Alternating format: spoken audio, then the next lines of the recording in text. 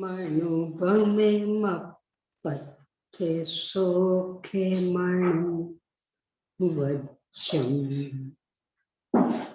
केवल पहोरे दुन्नय तिमिरम जिनम नमः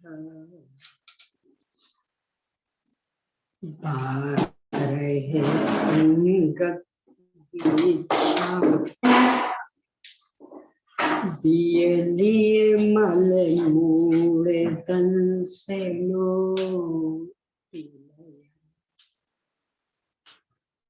विवेह बरे चरण पूस पसियो सोये देविया स्वैरम सयन गने पाऊ मेरा बीनो विविहे दिविरानिया संगा मीराया विकुराया गणहर देवापसी यंतो पसियो महोधरे सेनो परिवाई गयो ताने वर सीहो सेधन्तामिय साय तरंग संघाय धो ये मनोहम परिमामि पोषेदन्तं दुःखेयन्तं दुन्नयन्या हरे रवि भग्गे शिवे मग्गे कंठ मिसि समी इवयं सया दन्तं परिमहे कै भूये बलिं के सेवा से परिभू हुए बलिं विनी है बम्म है पसरम वड्ढाविय विमल बम्म पसरम नमो अरिहंतानम नमो सिद्धानम नमो आयरियानम नमो वज्रायानम नमो लोहे सर्वेशापूर्णम ओम श्री अरहंत सिद्ध आचार्य उपाध्याय साधु पंच परमेष्ठिभ्यो नमः। आचार्य श्री धरसेन स्वामी द्वारा प्रदत्त किया लिपिबद्ध करने वाले आचार्य श्री पुष्पदंत भूतवाणी स्वामी द्वारा रचित षटखंडागम ग्रंथ, इसके प्रारंभिक 5 खंडों पर आचार्य श्री वीरसेन स्वामी द्वारा रचित धवला टीका। उनमें से पहले खंड जीवट ठान पर धवला टीका और उसका अनुवाद, यह 6 भाग इन्हें 6 पुस्तकों में प्रकाशित है। उनमें से अभी अपनी चर्चा पहले भाग यानी पहली पुस्तक पर चल रही है। विषय क्रमशः चलते हुए मंगलाचरण संबंधी विविध विचार विमर्श के बाद में मार्गना स्थान और उनके 14 भेद, इनका अति संक्षिप्त स्वरूप बताने के बाद शतादि 8 अनुयोगों के क्रम का औचित्य और उनका संक्षिप्त स्वरूप बताकर भेद अभेद अपेक्षा से 14 गुणस्थान और गुणस्थानातीत सिद्ध भगवान की चर्चा के बाद में मार्गना स्थान के भेदों के अंतर्गत गति मार्गना के 5 भेद, इंद्रिय मार्गना के 6 भेद, काय मार्गना के 7 भेद, योग मार्गना के सामान्य से 4 और विस्तार से 16 भेद, वेद मार्गना के 4 भेद, कषाय मार्गना के 5 भेद, ज्ञान मार्गना के 8 भेद, संयम मार्गना के 7 भेद, दर्शन मार्गना के 4 भेद, लेशा मार्गना के 6 भेद 7 भेद और भव्यत्व मार्गना के 2 भेदों पर चर्चा के बाद में सम्यक्त्व मार्गना के 6 भेदों पर अपनी चर्चा चल रही। उनका संक्षिप्त स्वरूप बताने के बाद उनमें गुणस्थान कौन कौन से हैं, यह एक विषय अपना चल रहा है। इसमें नरक गति संबंधी गुणस्थान पर चर्चा के बाद में त्रियंच गति संबंधी गुणस्थान पर अपनी चर्चा प्रारंभ हुई है। 404 पेज पर 156वें सूत्र के द्वारा आचार्य श्री ने कहा कि त्रियंचों में पहले गुणस्थान से लेकर के 5वें गुणस्थान तक 5 गुणस्थान होते। इस पर से शंका खड़ी की थी कि जिस त्रियंच ने संन्यास ग्रहण कर लिया, आहार का त्याग कर दिया, नग्न दिगंबर तो है ही, तो अब उसे सकल संयमी मान लेना चाहिए।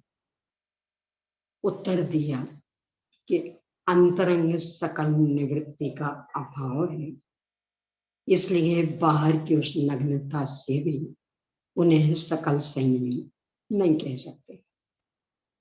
फिर प्रश्न किया, अंतरंग में सकल निवृत्ति का अभाव क्यों है?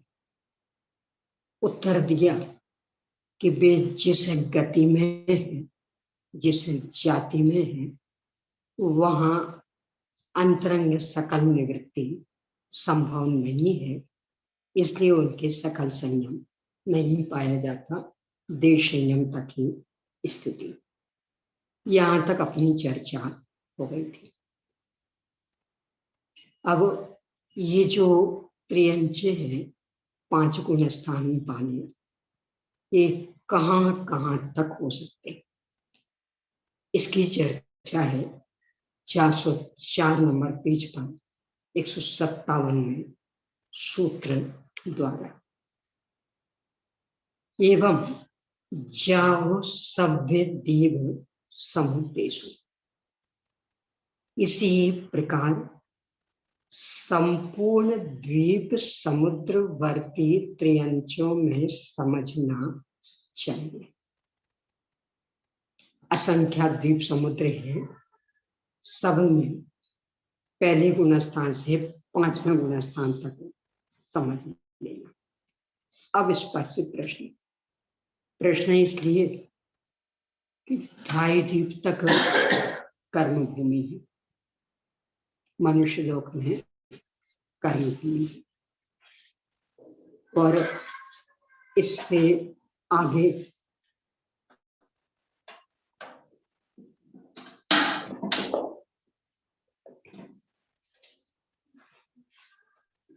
अंतिम जो स्वयंभू रमन समुद्र और स्वयंभू रमन द्वीप का आधा हिस्सा, वहां कर्म भूमि है।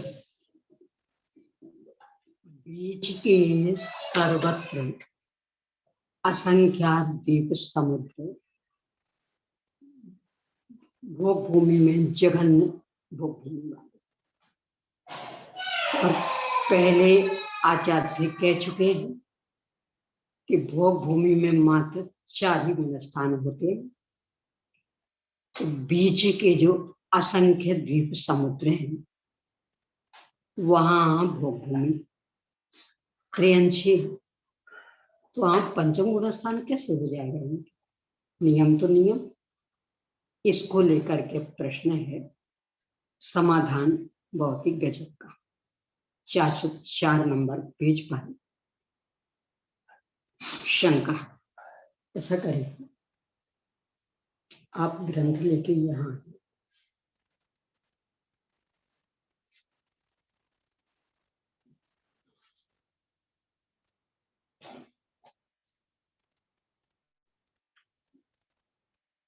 स्वयंभू रमण द्वीप वर्ती स्वयं प्रभु पर्वत के इस ओर और मानुषोत्तर पर्वत के उस ओर। मानुषोत्तर पर्वत अपने मनुष्य लोक के बाहर, स्वयंभू रमण पर्वत स्वयंभू रमण द्वीप के बीच में स्वयं प्रभु पर्वत। बड़ी विचित्र रचना।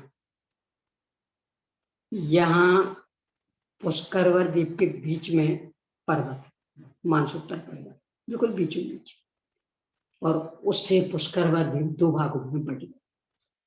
इस तरफ का कर्म भूमि वाला, उस तरफ का भोग भूमि वाला। ऐसे ही जो अंतिम द्वीप स्वयंभू रमण द्वीप, स्वयंभू रमण समुद्र सबसे अंतिम और उसके पहले का द्वीप ये सबसे अंतिम। उसके भी बीचों बीच एक पर्वत, उसका नाम स्वयं प्रभु पर्वत।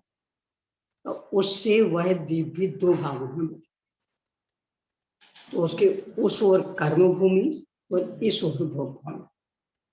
तो स्वयं प्रभु पर्वत के इस ओर और मानसोत्तर पर्वत के इस ओर, बीच में जो असंख्य द्वीप समुद्र, उन सब में है भोग भूमि, जघन्य भोग भूमि, और मात्र त्रियंश रहते हैं। तो प्रश्न है कि वहां पंचम गुण स्थान वर्तित त्रियंश कैसे? कि भोग भूमि में तो 4 ही होते हैं गुण स्थान। तो स्वयंभू रमण द्वीप वर्ती स्वयं पर्वत के इस ओर और मानसोत्तर पर्वत के उस ओर असंख्यात द्वीप समुद्रों में भोग भूमि के समान रचना होने से वहां पर देश वृत्ति नहीं पाई जाती, इसलिए यह सूत्र घटित नहीं होता। यानी जो आपने कहा कि जैसा हमने सामान्य कथन किया था कि त्रियंशों के पहले गुणस्थान से 5वें गुणस्थान तक होता है, इसके बाद कहा ऐसा ही सभी द्वीप समुद्रों में समझ लेना। ये बात जमती नहीं है। क्यों? क्योंकि बीच में तो भोग भूमि, वहां तो 4 ही गुण स्थान होते। समाधान नहीं, क्योंकि अब सुनना ध्यान से, यानी अपन हमेशा आत्माराधना में बस परिस्थितियों का बहाना बनाएंगे, वातावरण का, संयोग का। नाच ना आवे आंगन टेढ़ी वाली स्थिति हमेशा बना। करना स्वयं नहीं है, विषय भोगों में तीव्र आसक्ति है, पंचेंद्रिय विषय लालसा बहुत उद्दाम देखकर चल रही है, और ये भी दिखाना है कि हम धर्मात्मा, यानी दुरंगी नीति। अंदर से विषय भोगी अच्छे लग रहे, तो बाहर में दिखाना है कि हमसे बड़ा धर्मात्मा कोई। इसलिए कि नहीं हम तो खूब करना चाहते पर ऐसा है ऐसा, इसलिए नहीं करता। अब यहाँ जो त्रियंचों के साथ घटने वाली घटना है, ये अपने को एक चुनौती देखिए नहीं, क्योंकि बैर के संबंध से देवों अथवा दानवों के द्वारा उठाकर डाले गए देश वृत्ति त्रियंचों का सब जगह सद्भाव होने में कोई विरोध नहीं, इसलिए वहां पर त्रियंचों के पांचों गुणस्थान बन जाते। यानी ये जो पंचम गुणस्थान बढ़ते त्रियंच या तो अपने सु मनुष्य लोग के होंगे और या फिर अंतिम जो स्वयंभू रमण द्वीप आधा हिस्सा उस तरफ का और स्वयंभू रमण समुद्र वहां के। अब पूर्व भाव का बैरी कोई देव और दानव भवनत्र के देव मुख्य रूप से तो भवनवासियों बनता, ये पूर्व भाव का बैरी उसने अपने वो अवधि ज्ञान से जान लिया हमारा बैरी कहाँ, ख्याल में आ गया, वो उसे परेशान करना चाहता, तो वहां से उस त्रियंच को उठाया और भोग भूमि में फेंक दिया। असंख्य द्वीप समुद्र हैं, यानी इतने अधिक फेंकी जाती, यानी असंख्य द्वीप समुद्रों में से कोई सा भी द्वीप समुद्र ऐसा नहीं कि जहां पंचम गुणस्थान वर्तित त्रियंच न हो और वहां उत्पन्न होते हैं। उसको वहां भी भूमि का लाभ मिलता है। इसके लिए मैं बताना चाह रही हूँ कि ये है कर्म भूमि का, इसके तो पुण्य का उदय वैसा है नहीं, इसके तो कोई कल्प वृक्ष है नहीं, यानी अब बस पूरा जीवन भूख प्यास से यानी आहार पानी से रहे जितना भी जीवन बचा है, संभव ही नहीं, ये कर्म कल्प वृक्ष बस जिसके हैं वही अन्य के काम नहीं है। तो वो भूमि द्वेष वश का हुआ इस कारण शत्रु लिया, शत्रु तो द्वेष वश ही करेगा, तो उसको लगेगी, पर अब क्या कर सकते, तो अपने कर्म का उदय सोच के और आत्माराधना में लगी रहे। मुझे तो ये बताना मूल, और कितना जीवन हो सकता कुछ नहीं कह सकते, यानी ये भी हो सकता क्योंकि यहाँ 1 कोटि पूर्व की आयु होती है और कुछ महीनों में देशयमी हो जाते, सम्मूर्छन तो 3 अंतर मुहूर्त के बाद, तो 3 अंतर मुहूर्त में देशयमी होगा। आयु है 1 कोटि पूर्व की और कदाचित उस देव ने बिल्कुल शुरू में उठा के फेंका। अब आहार पानी के बिना 1 कोटि पूर्व तक बिताना,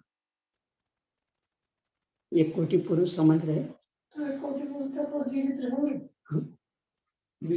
70,56,000 वर्षों का 1 पूर्व, और ऐसे 1 पूर्व 2 पूर्व 10 पूर्व लाख पूर्व करोड़, इतना लंबे का ना आहार ना पानी ना कोई दूसरा देखने को, इन्हें कुछ है ही नहीं सही होते लिए कुछ नहीं, शरीर तो है औदारिक शरीर, आयु है तो वो भी नहीं हुआ कि चला जाए। यहाँ उल्टा कह रहे हैं ये देश सही में, तो ऐसी विषम परिस्थिति में भी आत्माराधना नहीं छोड़, यानी बाहर का इतना प्रतिकूल प्रसंग और अंदर में निज रस की गटा रहती, चौथे स्थान सम्यक दृष्टि होने का नहीं, ये तो पंचम वाले। पंचम वाले तो और अच्छे हो गए। हाँ, यानी अपन थोड़े थोड़े से बहाने, सब क्या करो, सिर दर्द कर रहा था इसलिए नहीं हो, जुकाम हो गया था इसलिए नहीं है, यानी थोड़े थोड़े से बहाने। वहां सोचो सही। नहीं, इसमें जैसे कहा ना, बैर के संबंध देवों और दानवों के द्वारा डाले गए देशभक्ति प्रेम बस सब जगह सद्भाव होने से, तो जिसके अंदर अगर संयमी है, पांच वर्षान वृत्ति है, तो वहां बैर के कारण देव और दानव नहीं भी उठा के लेके जाए नहीं, तब तो फिर वहां जाएंगे नहीं, क्योंकि वहां भोग भूमि, यानी ये जहां फेंके गए ये भोग भूमि वाला क्षेत्र। पंचम गुण स्थान तो कर्म भूमि नहीं होता, स्वयं तो जाने का प्रश्न नहीं। ये तो किन्हीं देव राक्षसों ने गुस्से में आकर के फेंक दिए, ले गए उठा के। पूरी जिंदगी, यानी अपने को तो 2-4 साल छोड़ो, 2-4 दिन, और उसमें क्या हालत हो जाती। वहाँ पे अकाल मौत वगैरह नहीं, पूरा अच्छा है। यानी ये चुनौती है।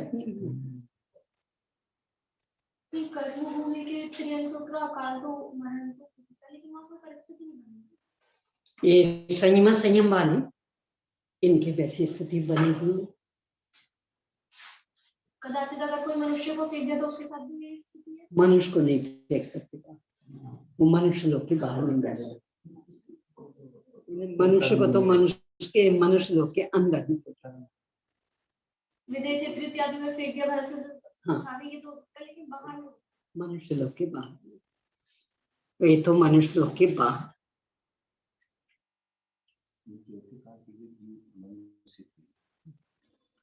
तो वो उनको ये कहा जाता है कि कल्प खत्म हो गए, तो फिर जो यहाँ खेती वेती सिखाई आदि ना, तो वो अन्न खाने लगते थे। तो ऐसे वो भी जीव, वहां भोग भूमि के अलावा कुछ है ही नहीं, वहां खत्म थोड़ी हुई है। असंख्य द्वीप समुद्रों में स्थायी भोग भूमि, यहाँ अपने भारत एरावत में तो अस्थायी, तो खत्म हो जाते फिर नहीं शुरू हो जाते, वहां तो स्थायी। फिर भी कुछ तो व्यवस्था रहती होगी, ऐसा तो नहीं। अरे पानी वगैरह मैं कहता चलो खाने को नहीं मिल रहा, पानी पीने को तो मिल रहा होगा नहीं। पानी भी मिलेगा कहाँ से, यहाँ से तो हट गए, कहाँ से मिलेगा। वहां कल्प वृक्ष, आप जो मांगोगे वो मिलेगा, तो वो तो अकेले भोग भूमिया जीवों के लिए है। भोग भूमिया को किसी को दया आ जाए और मनुष्य तो है नहीं, प्रियंची मनुष्य मात्र, मनुष्य लोग प्रियंची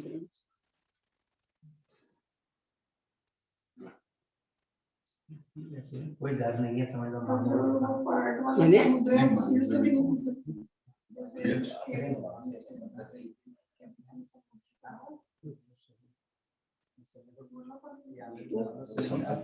कदाचित मान लो पीएम, क्योंकि उसमें ऐसी व्यवस्था सूर्य से तपा हुआ हो तो पीएम।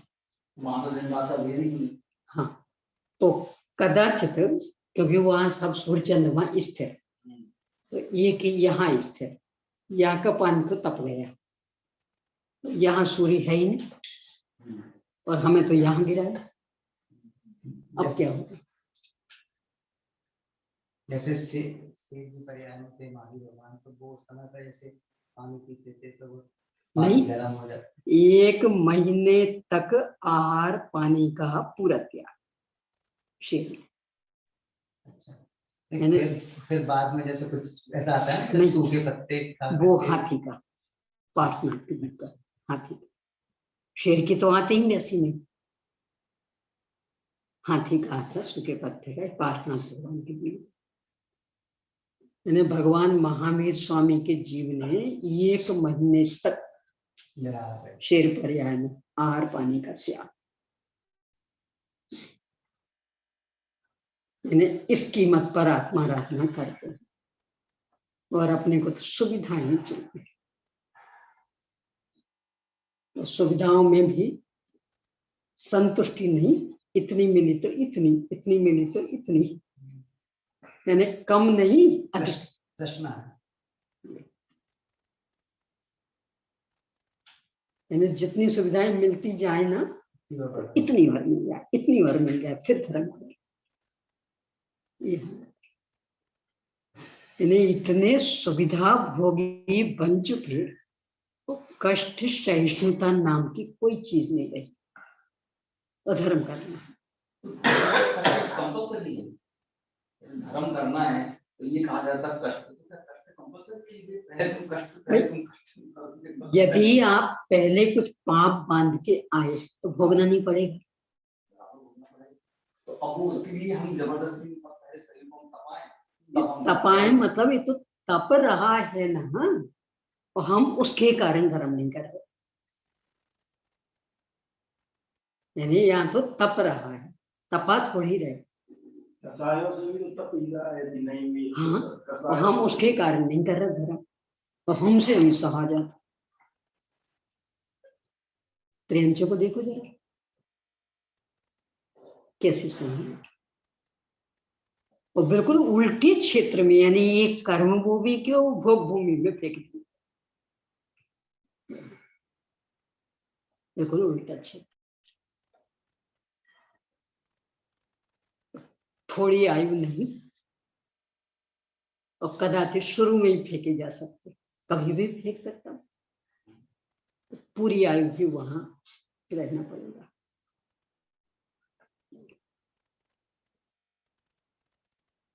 यानी ये जो भोक्तावादी संस्कृति अपने सिर पर चढ़ रही है, इसने अपने को दुरंगी नीति में जीने के लिए मजबूर कर। भोग भोग भोग भोग, सुविधाएं सुविधाएं सुविधाएं,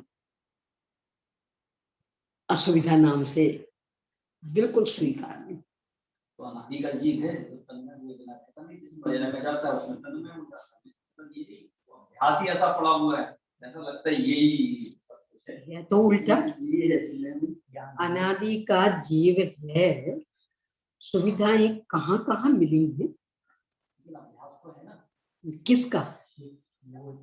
यानी नरक में क्या सुविधा थी, निगोद में क्या सुविधा थी? वो कहाँ याद है, अगर वो याद होते तो कहने क्या था। अचंबा तो यही है ना, यानी आप कह रहे अनादि के हैं, तो जरा अनादि का इतिहास देख लो।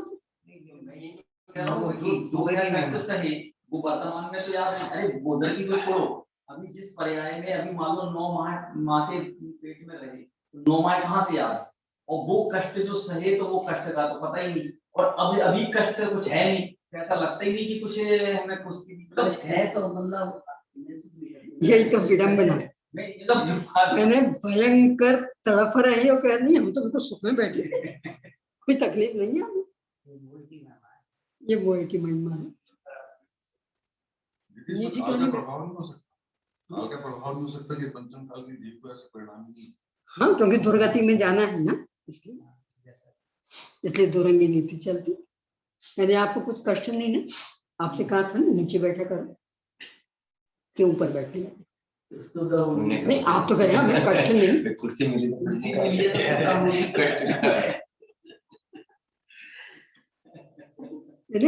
कितनी भूल, महा कष्ट भोग रहे हो फिर भी कह रहे हमें कोई कष्ट ही नहीं है, एक क्षण की चैन नहीं, हम बिल्कुल बेचैन नहीं, हमें तो साथ साथ कितने भ्रम में जी रहे हैं। यदि अनादि काल का सोचते हैं तब तो संस्कार उल्टे हैं, क्योंकि नरक में सुविधा नाम से कुछ नहीं थी, निगोद में सुविधा नाम से कुछ नहीं थी, पृथ्वी का एक आदि में, विकलत्रय आदि में क्या थी सुविधा नाम से? असैनी पंचेंद्र क्या थी? अरे असैनी को भी छोड़ो, सैनी पंचेंद्र में अभी यहाँ जो अपने सामने पशु पक्षी दिखते, क्या सुविधा है वो? इतनी गर्मी पड़ने लगी, बेचारे बंदर वे तो थोड़े थोड़े से पानी को भी तरसने लगे, तो पहले खुली नालियां थी, तो भले गंदा सी पे मिल तो जाता था, अब हमने वो नालियां में पैक, जब कभी वो पहाड़ धुलता है ना तो वो भर जाता है। वहां देखो, यानी भले वो कीचड़ वाला पानी, पर कितनी शान से पीते और वहीं लोटे रहते, जैसे आज बड़ा सौभाग्य। अब वो भी कब कब होता है। बेचारी यहाँ वहां से चोरी करके कहीं ये नल खोलते, कहीं वो नल खोलते, खुल गया तो खुल गया, नहीं खुला तो नहीं खुला। परीक्षा यानी सुविधा के नाम से क्या है उनके पास? पेट भर भोजन मिल ही जाता होगा, ना पानी की व्यवस्था, ठंड गर्मी से बचाव का तो अवसर ही नहीं। तो अनादि के संस्कार तो इनके हैं, यानी अनादि से अधिकांश जीवन असुविधाओं में बीता। देवपर्या में कितना बीता होगा, भवभूमि में कितना, और इनमें कितना, अनुपात किनका अधिक है?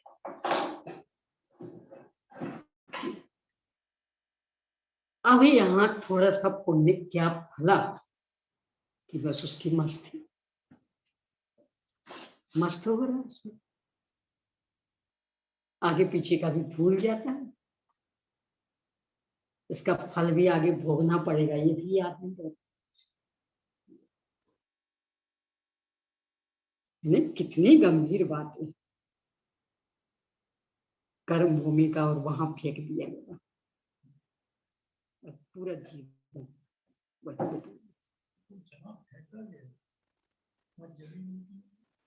वो भूमि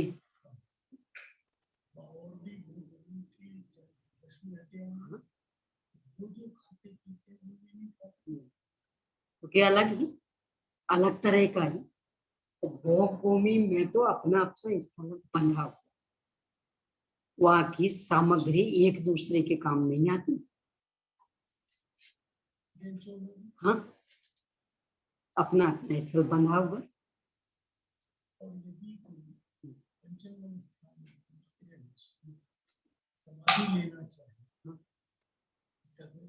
समाधि लेकर उसके लिए तो समाधि ही एक शरण है।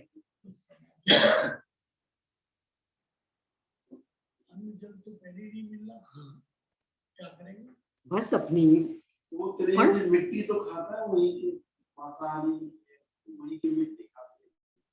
वो तो भोग भूमियों के लिए मिट्टी, आप कर्म भूमि के लिए थोड़ी कैसे मिलेगी? यानी भोग भूमियों के लिए वो मिट्टी की, उनका शरीर ऐसा कि वो मिट्टी खा ले।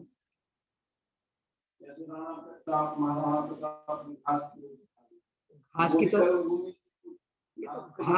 तो देखो ऐसा नहीं, पालक आदि की भजिया क्या है, तो मेथी आदि घास पत्ती नहीं है।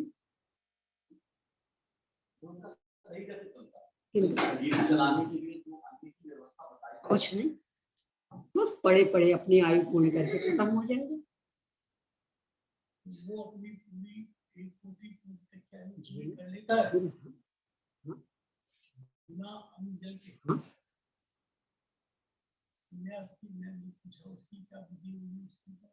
उनके पास तो अपनी स्वतंत्रता की, मनुष्यों जैसी तो कोई व्यवस्था है नहीं कि किसी के देख रेख में ले, तो स्वतंत्रता से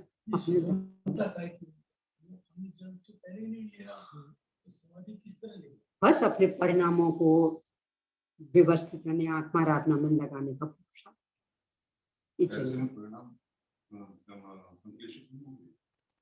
पुरुषार्थ करेंगे, बार बार रोकेंगे, स्वभाव में जोड़ने का प्रयास करें, बार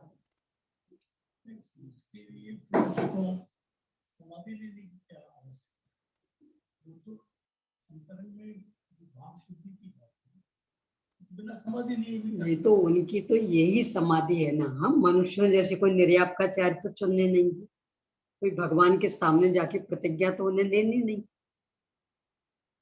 जो मनुष्यों में व्यवहार है वो त्रियंचों में तो है नहीं, यहाँ भी होते तो भी ऐसे ही समाधि लेने। यानी जो औपचारिक विधियां वो तो यहाँ भी नहीं होती त्रियंचों, तो वहां भी नहीं, बस एक आत्मलीनता का पुरुषार्थ, उसको समाधि कहिए। समाधि जैसी प्रक्रिया तो वहां कुछ है ही नहीं, कहीं भी त्रियंचों में संभव नहीं। यहाँ भी कौन सी समाधि, वो कौन से निर्यपकाचार्य चुनेंगे, कौन से मंदिर में जाके प्रतिज्ञा लेंगे? फिर भी जैसे अंतरोन्मुख या जो भी अपनी धीरे-धीरे छोड़ना, त्याग करना, वो सब चीजें प्रक्रिया तो फिर भी है। धीरे धीरे में भी अपन लोगों जैसी वहां नहीं। जैसे सम्यक दृष्टि है तो सम्यक दृष्टि तो है ना, अनुभव। हाँ, तो बस उसमें ही पुरुषार्थ करते रहे।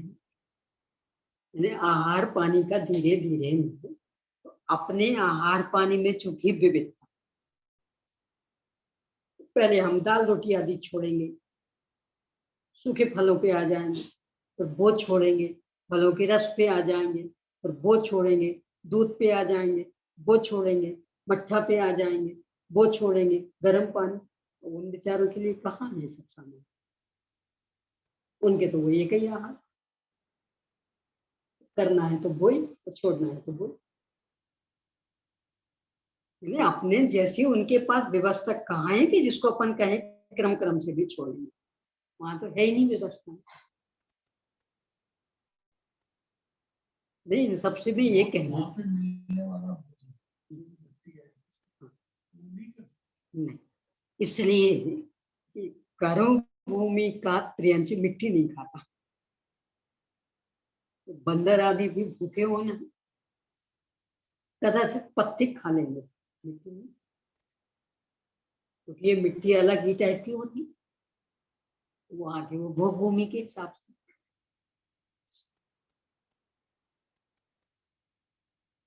जहाँ पर जो एक्सपीरियंस रहते हैं तो बहुत सारे भूख और प्यास से बढ़ते हुए देखे जाते हैं, तो वहाँ पर पर आयु पूर्ण करके, यहाँ पर तो अगर उन्हें भूख का प्यास तो भी आयु पूर्ण करके। उसमें संक्रमण होता है कि आदमी जैसे मान लो कदाचित होता, पर ये संयम संयम यानी परिणाम बहुत विशुद्ध है। संयम संयम इनके संक्रमण, कोई मिथ्या दृष्टि हो कि वह संकलेश बाधा, तो उसके तो होगा। ये चर्चा पंचम गुण स्थान की चर्चा।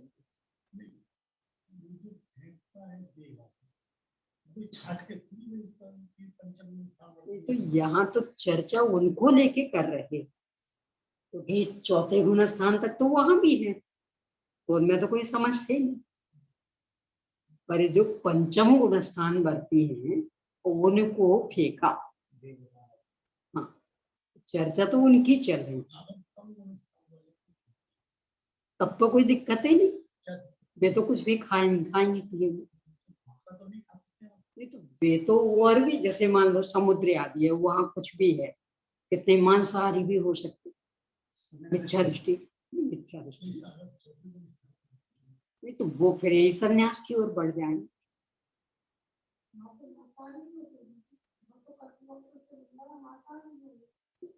एक द्वीप एक समुद्र, फिर एक द्वीप एक समुद्र, समुद्र में तो सब है, मगरमच्छ आदि।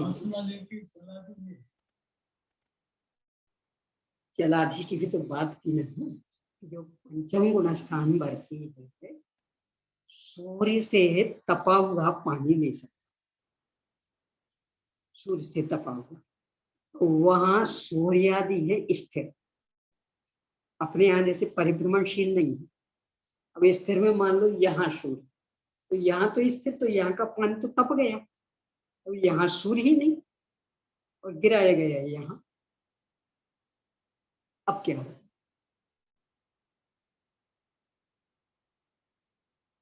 नहीं अपने यहाँ तो सूर्य घूम रहा, तो क्रम क्रम से सब जगह का तपता जाता, वहां तो स्थिर और बहुत बहुत लंबे चौड़े हैं।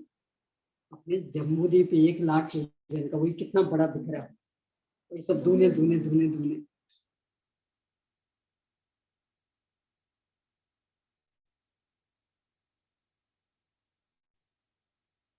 इतना सब कहने का उद्देश्य है कि अपन जो सुविधा भोगी बनते जा रहे और दुरंगी नीति में अपना जीवन चलता। एक को धर्मात्मा भी दिखना है और एक को सुविधाएं भी चाहिए। तो उनमें इतनी शक्ति है कि एक कोटि जीव तक हम जल के बिना जीवित रह सकते हैं। पहले भी भोजन करने की क्या अभी मनुष्य को भी कितने दिन नहीं मिले तो भी जीवित रह जाता। या था ना भूकंप आदि के जब प्रसंग, खास करके भुज का आया था, एक 7 वर्ष की लड़की मलबे में दबी हुई 10 दिन बाद निकली थी, मरी नहीं।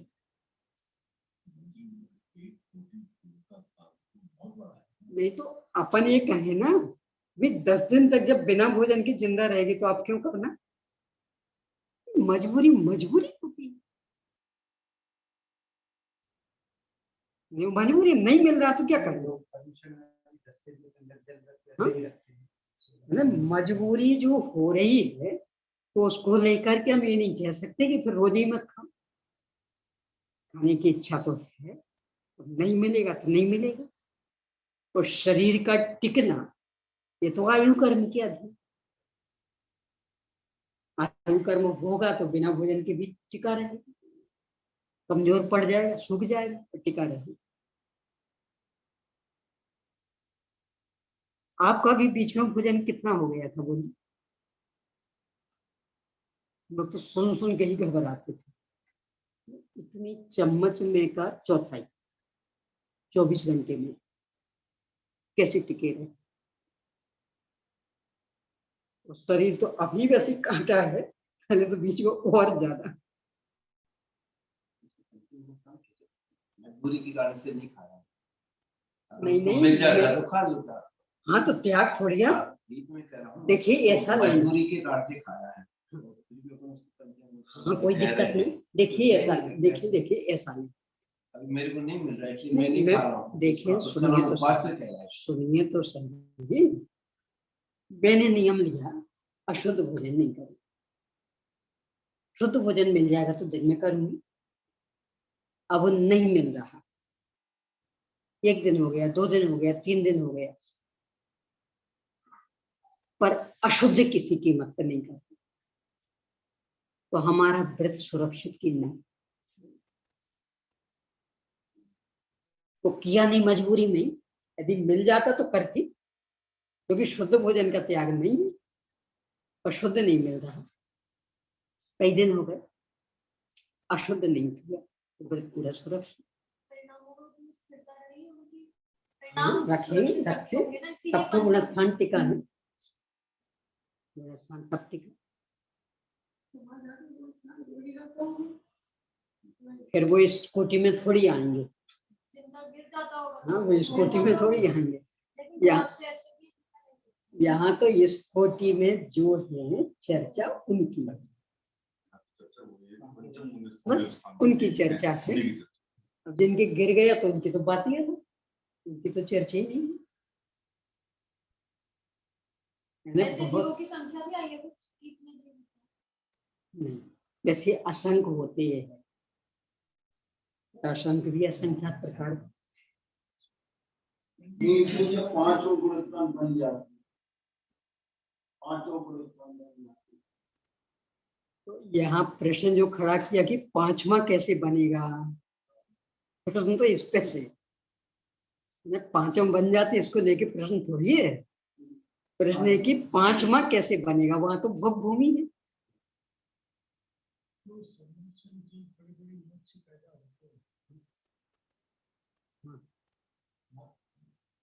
स्वयंभू रमण समुद्र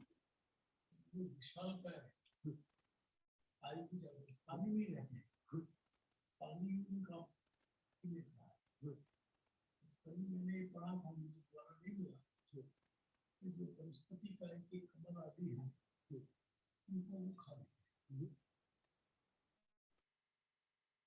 ऐसा ये वाले जीव नहीं कर सकते। ये तो जो वहां होगा तब ना, यानी भोग भूमि में ऐसी वनस्पति का एक नहीं, वहां बस 2 ही, पृथ्वी का एक हो, जल का।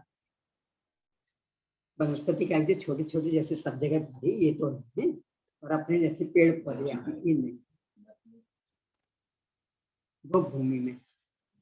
वो जो आप चर्चा कर रहे हैं वो श्यामपुरमण समुद्र, वो कर्म भूमि है।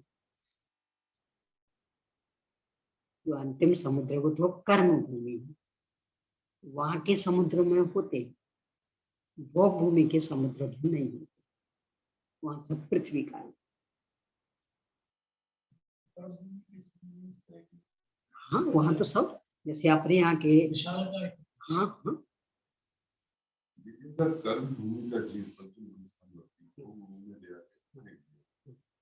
वो भूमि का तो जीव है नहीं, कर्म भूमि का है, तो वो भूमि में पंचम भूमि स्थान रखती है। यही तो यहाँ प्रश्न खड़ा किया ना, चूंकि क्षेत्र भले बदल गया पर उसकी साधना नहीं बदली,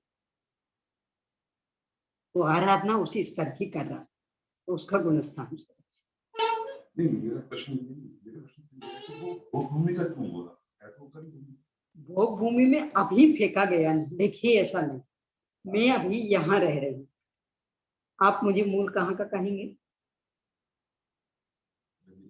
और अभी कहाँ रह रहे, तो अभी कहाँ मिलने आएंगे, अभी का मानना पड़ेगा कि नहीं। यही कहो नहीं वो तो जयपुर की, जयपुर हम तो जयपुर जाएंगे मिलने, कि भाई अभी कहाँ रह रहे। लेकिन वो जीव तो वहां से आएगा ही नहीं ना। नहीं तो आपका तो ये तो है कि आप यहाँ से ये भी कोई गारंटी थोड़ी,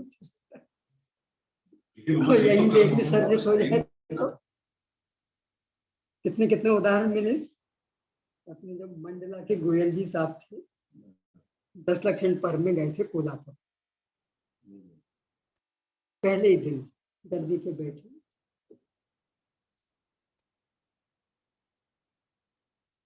अपने बीरन जी साहब, कुछ भी हो सकता।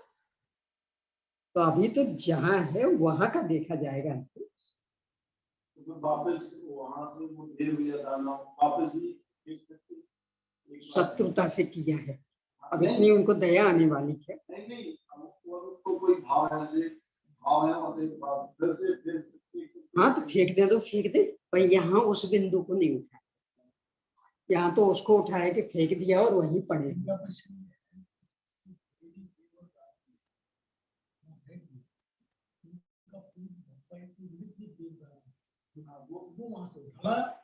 कदाचित उठा लाए, पर यहाँ वो बिंदु नहीं।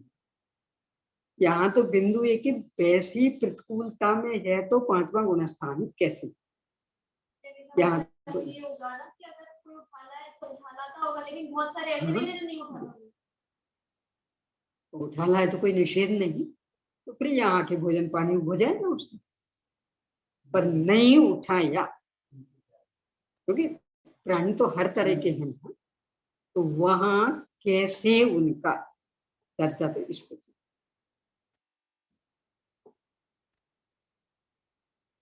ये जो प्रकरण है ना, इन पर जितनी गंभीरता से सोचने लगा,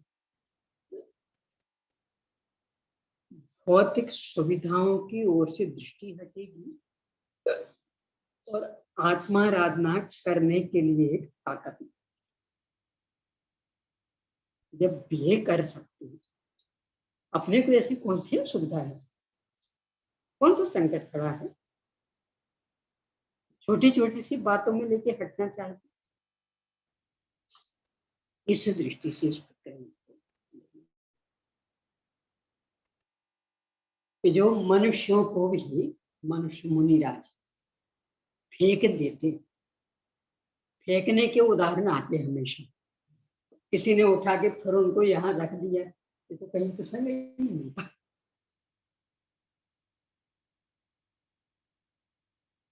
देवों में ऐसा रहता है, उनमें भी ऊंच नीच वाले रहते हैं। जो वो शत्रु समझ रहा ना, उसमें नियम से ताकत जाती है, क्योंकि अन्य देवों के बीच में है, वे प्रतिकार भी करेंगे, तो इसमें ताकत अधिक है, इसलिए वे अन्य देव इसका प्रतिकार नहीं कर पाए और उस प्रियंश को उठा के फेंक दिया। तो उसके विरोध में खड़े होने की हिम्मत कौन की? उपासना संबंध उनको भाव वाला है, उसको रोकना था ना। यहाँ छत्र तान दिया, ये कौन सी बात हुई? उसको रोकते। मैं उस पर ही तो प्रश्न खड़ा कर रही हूँ कि जो परेशान कर रहा है उसको रोकना था ना। वो तो हमसे ज्यादा प्रबल, हमसे ज्यादा ताकतवर, उस पर बस नहीं चल। और इसीलिए वो करता रहा अंत तक। अब यही स्थिति यहाँ बनेगी। मान लो इसने कुछ सुविधा दी भी तो वो दूसरा आगे फिर वही का वही और उल्टा कर देगी, कदाचित और उल्टा ज्यादा ही परेशानी में डाल। यानी जो प्रबल देव है उनका प्रतिकार करना इतना आसान है। संबर की घटना तो स्पष्ट बता रही नहीं कि उनने उसको क्यों नहीं रोका, उस पर बस नहीं चलनी।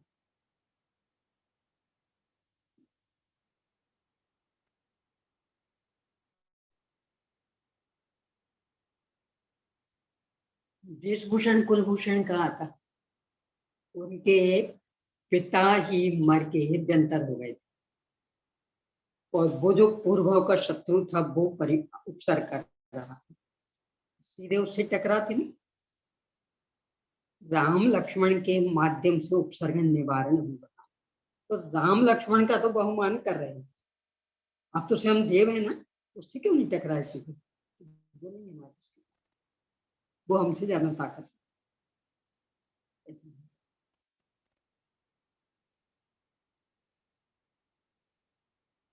उन्हें अपने लिए बहुत विचारणीय बिंदु, सुविधा भोगी वृत्ति कितनी नहीं पड़ती और आत्माराधना सुविधा भोगी की नहीं। कुछ भी स्थिति बने क्योंकि मैं अरसरूपी स्पर्श, मेरे ऊपर कुछ असर ही नहीं, तो आत्माराधना हो सकती।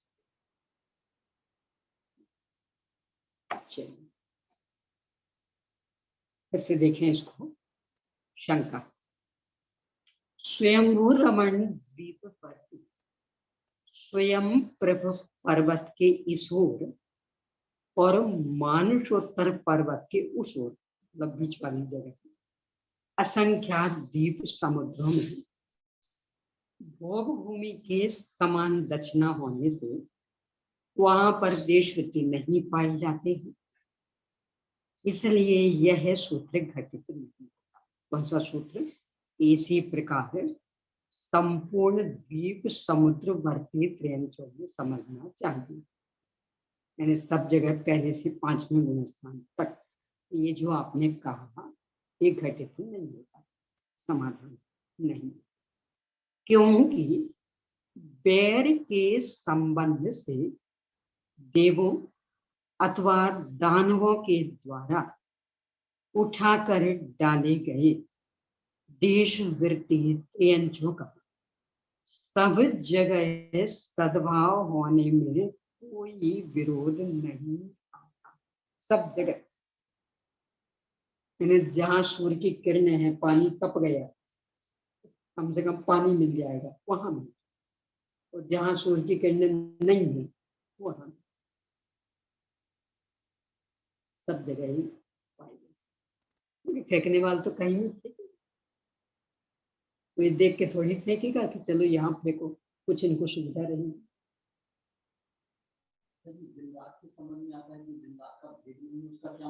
बस वो यही, यानी सूर्य चंद्रमा स्थिर, तो यहाँ है सूर्य स्थिर, यहाँ हमेशा दिन रहेगा, यहाँ हमेशा चंद्रमा स्थिर, यहाँ हमेशा रात रहेगी।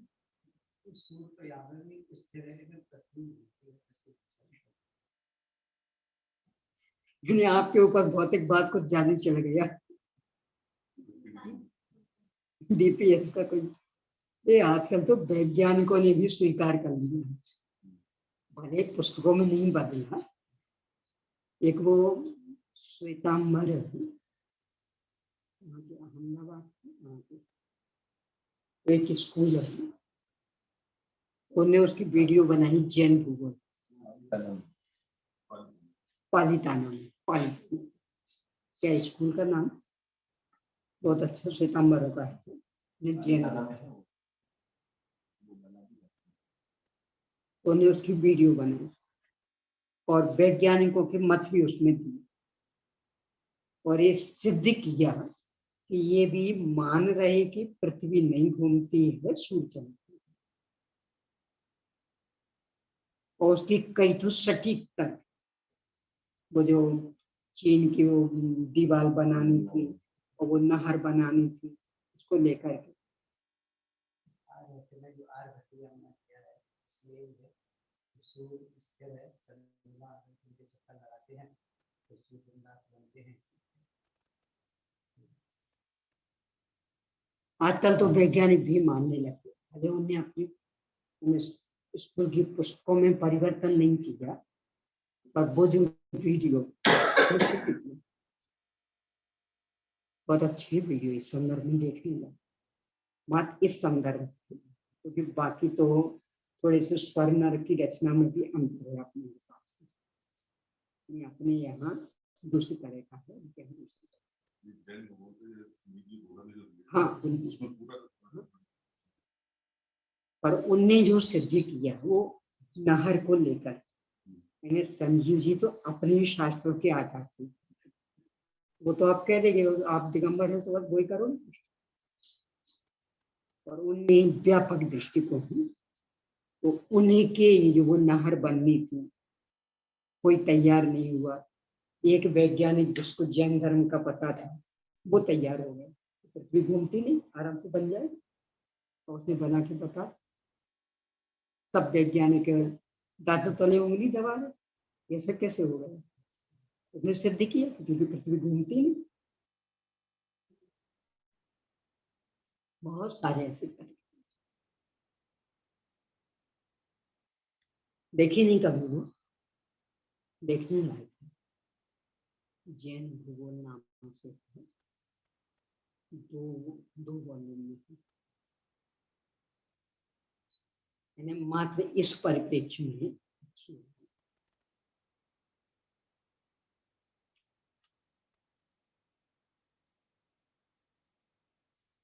तो ये अपने हिसाब से तो पृथ्वी नहीं घूमती है, सूर्य चंद्र, पर वे भी मात्र मनुष्य लोग, उसके बाहर के सब स्थित। तो जहाँ सूर्य वहाँ सूर्य अनादि अनंत, यानी वहाँ दिन, जहाँ चंद्रमा वहाँ अनादि अनंत चंद्रमा, मतलब रात। परिवर्तन के लिए वहाँ हम सब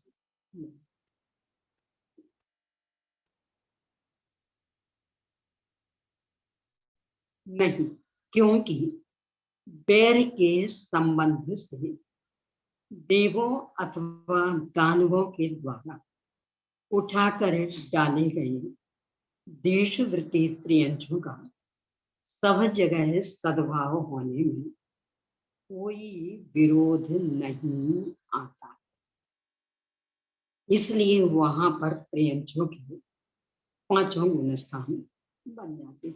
4 बनने में तो कोई दिक्कत नहीं, 5वें में ही समस्या थी, तो देख रहे कि संग्रहण की अपेक्षा बन जाएंगे। अब चौथे 5वें में तो सम्यक सम्यक के 3 भेद, तो यहाँ कौन कौन से रह सकते, अभी चलते। अब त्रियंचों में सम्यक दर्शन के भेदों का प्रतिपादन करने के लिए सूत्र कहते हैं 404 पेज पर 158। तिरेखा असंजत सम्मा इच्छाने अथि खई सम्मा इच्छी वेदक सम्मा इच्छी उपसम सम्मा इच्छी। त्रियंच असंयत सम्यक दृष्टि गुण स्थान में छायक सम्यक दृष्टि, वेदक सम्यक दृष्टि और उपशम सम्यक दृष्टि होती है। चौथे तक, चौथे में है तीनों ही सम्यक। कैसे? यहाँ मनुष्य में क्षायिक सम्यक्त्व प्रकट किया, परंतु सम्यक्त्व प्राप्ति के पहले त्रेंच आयु बांधी, आयु तो छूटती नहीं, तो अब वो मर के भोग भूमि में जाएंगे, तो सम्यक्त्व क्षायिक। चौथा गुण स्थान है। यह सूत्र सुगम है। रेंज में भूमि में जन्म लेंगे तो युगल नहीं, युगल क्या है? युगल वो भी नहीं, ये तो मनुष्य भी नहीं। ये धर्म तो पूर्णतया वैयक्तिक, वो साथ वाला भी सम्यक भी हो इसकी आवश्यकता नहीं। हो भी सकता है या नहीं, यानी स्त्री पर्याय में जन्म नहीं। अब इसके बाद हो जाए तो हो जाए, गर्भ में तो नियम से वो स्त्री है, मतलब वो लड़की है, क्या मुश्किल है।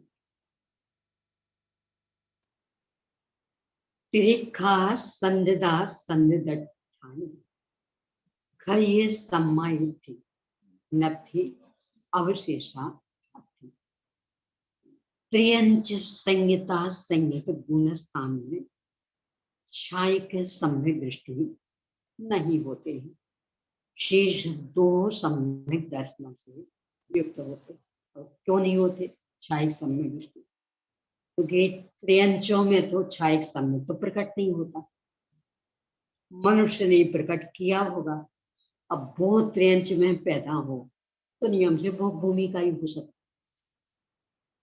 तो वहां चौथे गुण स्थान से आगे नहीं, कर्म भूमि का त्रियंच रूप बनेगा नहीं, इसलिए त्रियंचों में पंचम गुण स्थान में क्षायिक सम्यक तो नहीं होगा, मात्र चार ही, चौथे में तीन सम्यक।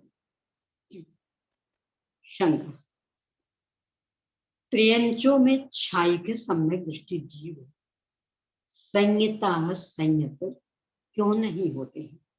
समाधान नहीं, क्योंकि त्रियंचों में यदि क्षायिक सम्यक दृष्टि जीव उत्पन्न होते हैं तो वे भोग भूमि में ही उत्पन्न होते, भोग भूमि के भी पुरुष पर्याप्त, दूसरी जगह नहीं। परंतु भोग भूमि में उत्पन्न हुए जीवों के अणुवृत्त की उत्पत्ति नहीं हो सकती, वह अकेले चारि गुण स्थान, क्योंकि वहां पर अणुवृत्त के होने में आगम से विरोध आता है। यानी आगम कह रहा वहां चार गुण स्थानीय होते, पांचवा होता नहीं। शेष कथन सुगम। अब इसमें भी थोड़ा तर्क भी अपन ले तो भोग भूमि आदि मतलब कर्म फल चेतना में जीने वाली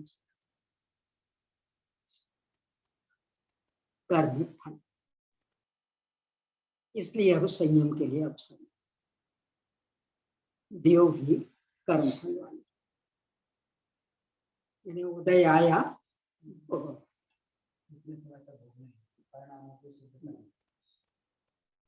यानी अपने जैसे सुविधा नहीं है, घर में सब चीजों के खूब डिब्बे भरे हों, पेट में भूख भी लगे, नहीं हम तो आज उपवास करें।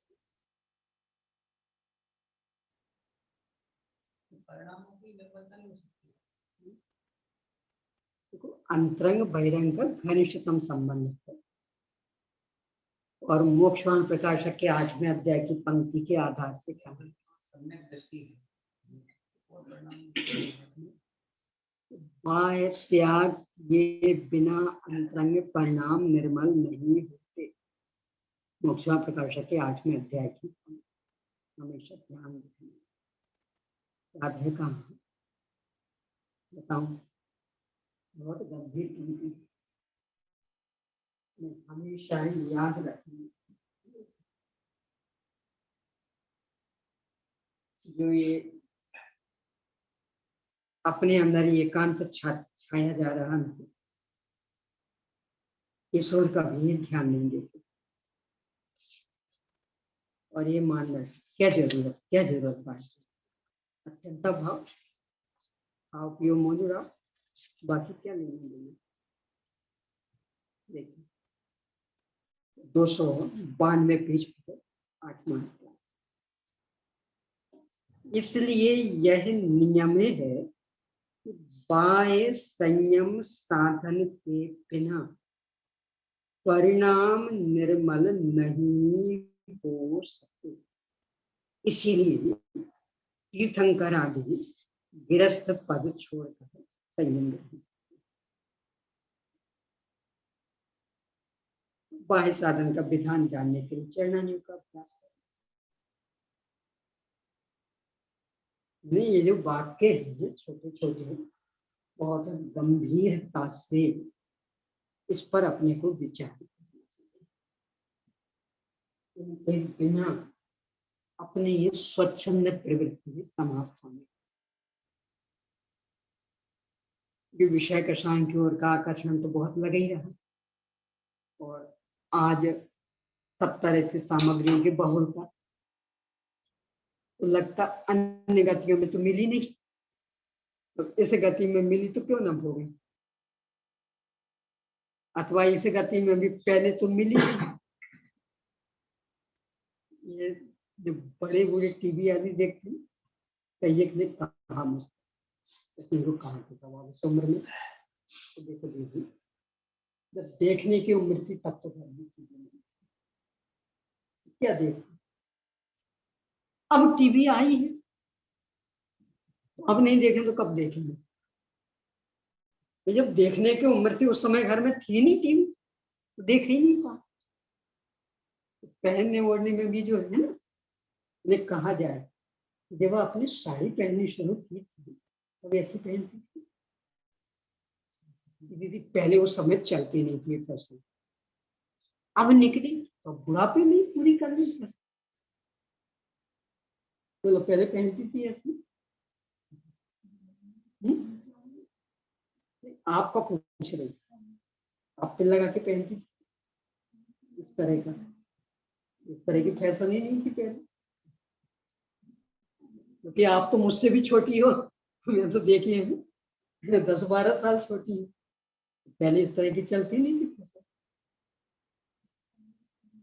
कदाचित तो हुआ तो एक पिन लगाते थे, पर पल्ला ऐसा खिसका के नहीं, पल्ला लटकता रहता, बस ये यहाँ से उतरे ना इसके। अब तो वो पूरा समेट के यही इसी दुनिया में जीती, आधार में थोड़ी रहती। खूब सब देखा है, स्कूल भी पढ़े, कॉलेज भी पढ़े, घूमे भी, सब देखा है। कहाँ से कहाँ संस्कृति पहुंच गई, और बात कर तो यही उत्तर देते हैं सब, जब पहनने ओढ़ने के दिन थे तब तो मिला नहीं है, क्या पहनते हो, ऐसी फैशन ही नहीं चलती थी। अब निकली है फैशन, तो भले हम बूढ़े हो गए तो क्या हुआ, फैशन का मजा तो लूट लेना।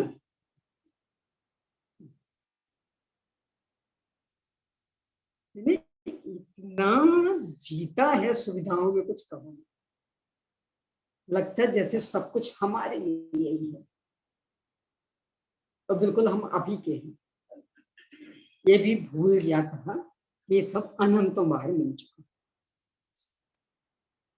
तो होगा है खूब, और फिर भी कुछ लाभ नहीं है।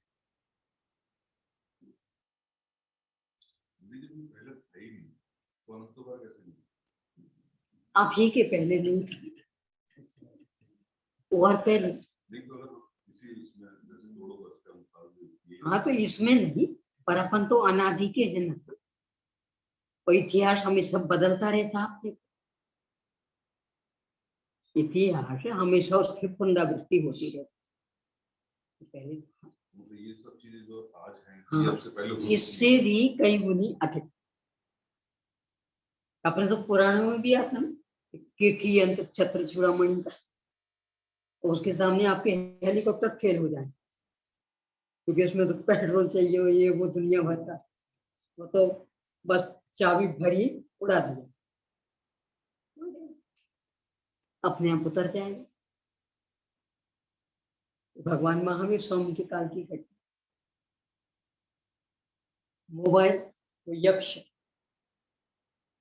जीवनधर कुमार को कस लिया गया, उसने याद किया, तत्काल यक्ष उपस्थित, अपने मोबाइल भी उसके सामने फेल हो रहे, 1 सेकंड से भी कम में पहुंच गया वहां समाचार, तो आ गया वो पूरा यह सब फाड़ के ले गया।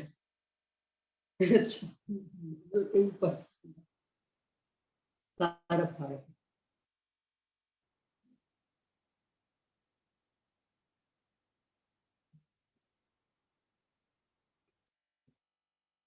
अपनी अनादि अनंतता पर विश्वास रखना, तो ये भोग वृत्ति कुछ कम हो, अन्यथा तो आसक्ति के अलावा कुछ नहीं है। त्रियंचों में छायक सम्यक दृष्टि जीव संयता संयत क्यों नहीं होते हैं? समाधान नहीं, क्योंकि त्रियंचों में यदि छायक सम्यक दृष्टि जीव उत्पन्न होते हैं तो वे भोग भूमि में ही उत्पन्न होते हैं, दूसरी जगह नहीं। यानी यहाँ का था मनुष्य, उसने छायक सम्यक को प्रकट किया, अब उसे त्रियंच में जाना तो नियम से भोग भूमि में ही जाएगा, परंतु भोग भूमि में उत्पन्न हुए जीवों की अणुवृत्ति उत्पत्ति नहीं हो सकती, क्योंकि वहां पर अणुवृत्त के होने में आगम से विरोध आता, यानी मात्र कर्म फल चेतना में आपको जीना पड़ेगा। विडंबना ये पाप कर्म फल चेतना से तो घबराते,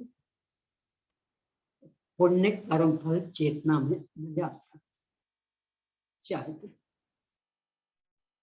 जब पाप कर्म का उदय भोगना पड़े तब तो असह्य है, पुण्य कर्म का उदय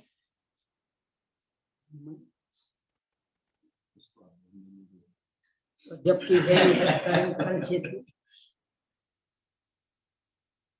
सम्यक तो ले ही रहे हैं तो कर्म फल चेतना बस इतने ही पुरुषार्थ कर सकते थे कि सम्यक तो प्रकट कर, इससे आगे और कर्म फल चेतना को नहीं जीत सकते। दो भूमि वाले देव भी वह पुरुषार्थ एकमात्र कर्म होने वाले।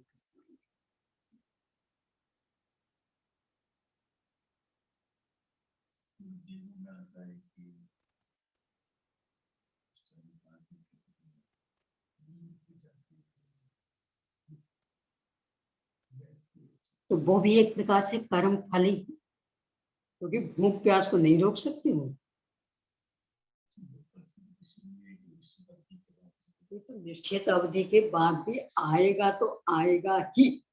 जैसे अपना भी तो निश्चित अवधि में ही होता ना, यानी लगभग सुबह है 10-11 बजे भोजन, एक निश्चित अवधि हुई है और नहीं करना, हम लोग क्या करते हैं उनके ये संभव, यानी निश्चित अवधि में वो विकल्प आएगा और अमृत झड़ेगा, आप उसको रोक नहीं सकते, तो कर्म चेतना।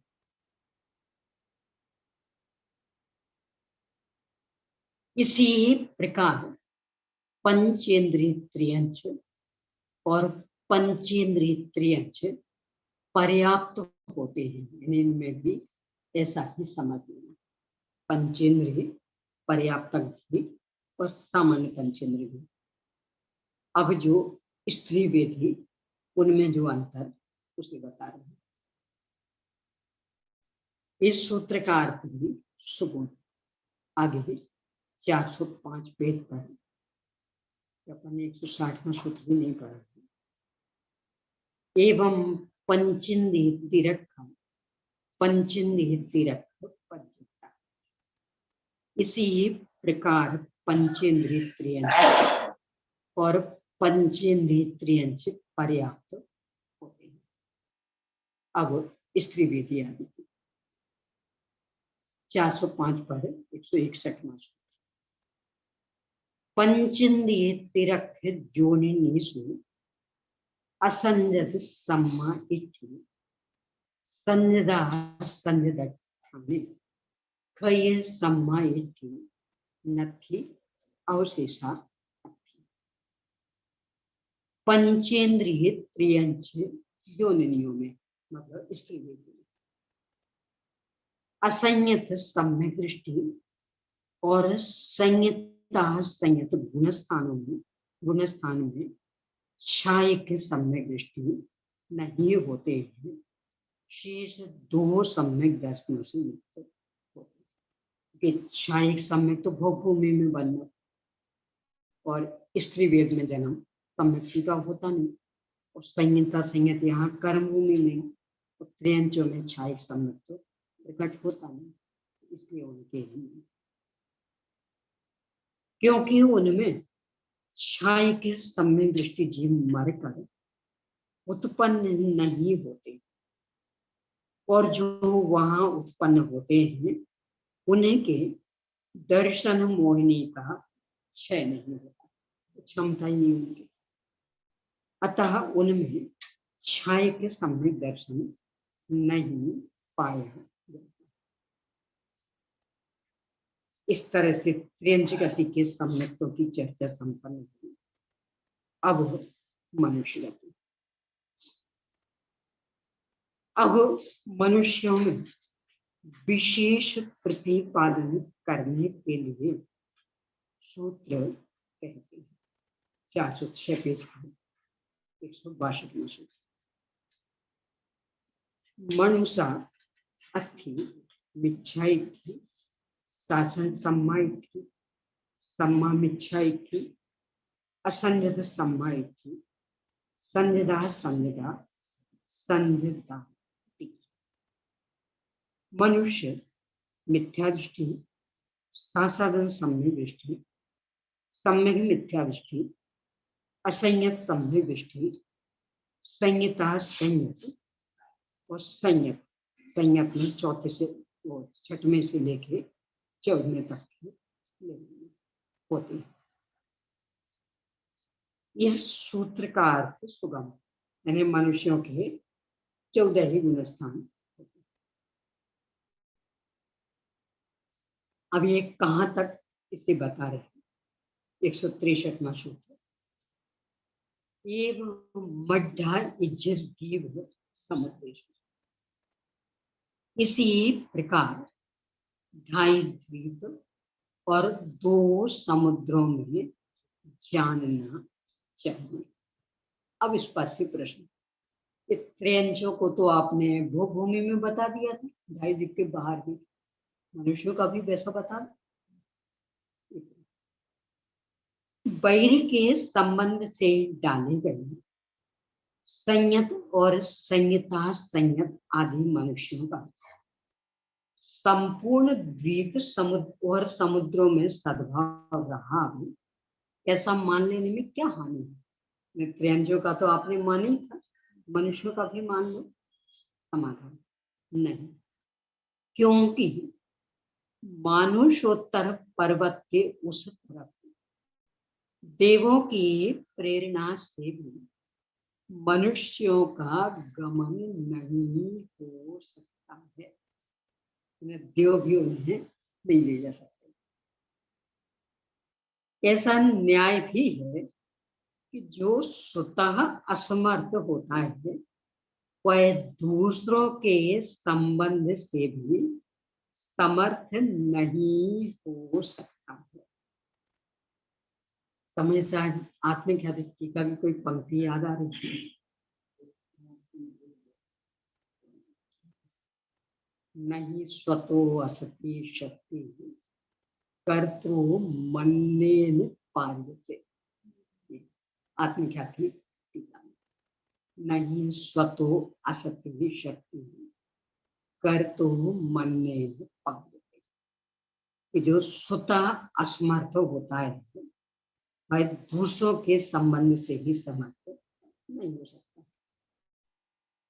यदि ऐसा ना हो तो अति प्रसंग दोष आ जाएगा, यानी फिर तो कोई भी किसी का कुछ भी कर दे अतः मानुषोत्तर के उसूल मनुष्य नहीं पाए जाते।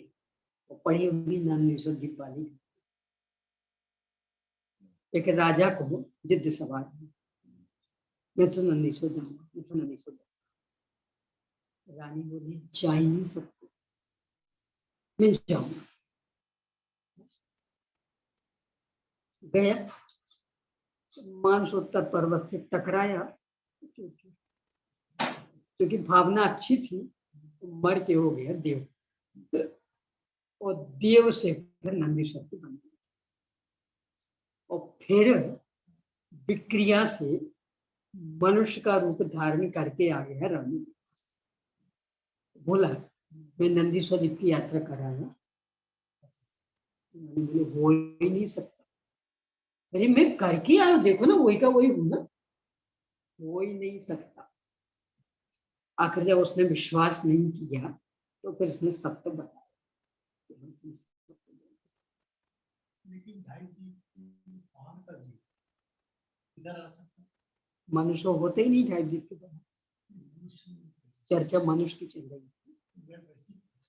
हाँ तो अन्य तो कोई त्रियंच भी यहाँ के वहां जा सकते, वहां के यहाँ आ सकते। समस्या मनुष्य।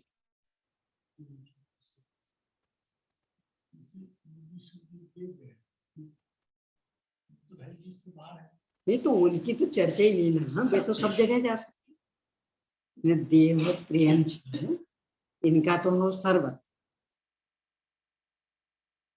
मनुष्यों की चर्चा, यानी मनुष्य ढाई जीव के बाहर नहीं है, तो बाहर के आने का प्रश्न नहीं, और ढाई जीव के अंदर से बाहर जा नहीं सकते। मात्र दो प्रसंग हैं। कदाचित मारणांतिक समुद्घात को, यानी अभी है मनुष्य, तो मर करके उसे ढाई जीव के बाहर त्रियंच आदि में पैदा अथवा देव आदि में पैदा हुआ, वो कदाचित मारणांतिक समुद्घात, तो उसमें भी प्रदेश वहां तक चल सकते। अथवा उपपाद समुद्घात, कि वहां कोई त्रियंच अथवा देव और से मनुष्य में पैदा होगा। विग्रह गति में तो मनुष्य आयुवादी सब प्रकृतियों का होता है, वो तो अभी बाहर है, वहां से आ रहा है। अथवा तीसरा प्रसंग केवल समुद्घात, तो उनके भी पूरे लोकाकाश में फैलेंगे प्रदेश, तो मनुष्यों के बाहर निकलेंगे। इसके अतिरिक्त और कोई प्रसंग नहीं, यानी शरीर द्वारा जाना मात्र प्रदेशों द्वारा ही जा सकते।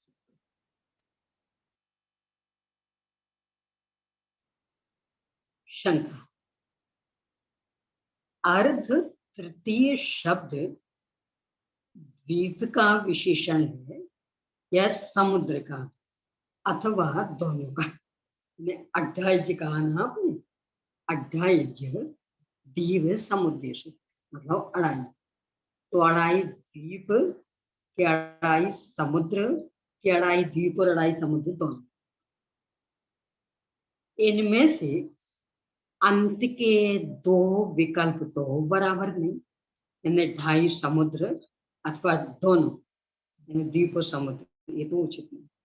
क्योंकि वैसा मान लेने पर मानुषोत्तर पर्वत के उस तरफ भी मनुष्यों के अस्तित्व का प्रसंग आ जाएगा, क्योंकि द्वीप भी आ गया ना, द्वीप के बाहर भी। यदि यह कहा जाए कि अच्छी बात, मानसोत्तर के परे भी मनुष्य पाए जावे, ठीक है, सो भी कहना ठीक नहीं, क्योंकि इस प्रकार तो तीन द्वीपों में मनुष्यों के सद्भाव का प्रसंग आता, जो पुष्कर पूरा हो गया, और वैसा है नहीं, क्योंकि इस सूत्र से विरोध आता है। इसी प्रकार पहला विकल्प भी नहीं बन सकता। पहला विकल्प क्या था? द्वीप का विशेषण, क्योंकि इस प्रकार द्वीपों की संख्या का नियम होने पर भी समुद्रों की संख्या का कोई नियम नहीं बनता। यानी द्वीप आपने कह दिया 2.5 तो हम कोई भी द्वीप ले लें, तो समुद्र तो निर्धारित हुए नहीं। इसलिए समस्त समुद्रों में मनुष्यों के सद्भाव का प्रसंग प्राप्त होता है। यानी आपने 2.5 द्वीप कहा, 2.5 समुद्र तो नहीं, तो समुद्र में रह सकते हैं मनुष्य, द्वीप में अकेले 2.5 में रहेंगे। शंका समाधान, यानी शंका स्पष्ट हुई। क्या कह रहे थे? आपने कहा 2.5 द्वीप समुद्र, मनुष्य 2.5 द्वीप समुद्र। ये जो 2.5 शब्द है वो किसके साथ लाएंगे? यदि समुद्र के साथ लगाते वो तो लगा ही नहीं गया, तो गलत। यदि द्वीप के साथ लगाते तो इसका मतलब 2.5 द्वीप में रहेंगे, समुद्र में तो 4 जितने में रही आगे। ये समस्या है। समाधान, दूसरे और तीसरे विकल्प में दिए गए दोष तो प्राप्त ही नहीं होते। दूसरा विकल्प क्या था? समुद्र का अथवा दोनों का। समुद्र 2.5 ये भी उचित नहीं, और समुद्र और द्वीप दोनों 2.5 ये भी उचित नहीं, क्योंकि परमागम में वैसा माना ही नहीं गया है। मैंने जिनवाणी में नहीं कहा कि 2.5 समुद्र अथवा 2.5 द्वीप और 2.5 समुद्र, ऐसा नहीं कहा। अब बचा एक विकल्प 2.5 द्वीप।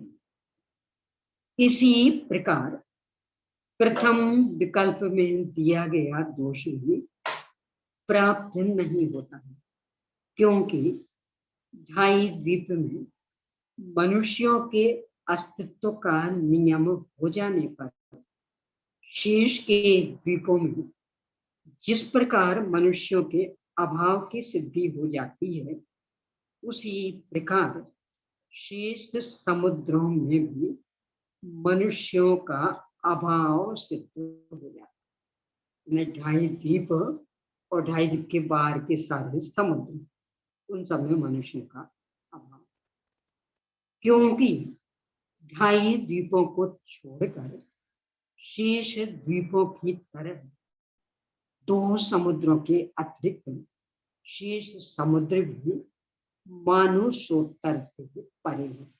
यानी मूल तो वो मानसोत्तर की सीमा सुनिश्चित, तो उससे आगे के सब द्वीप समुद्र वहां मनुष्य नहीं।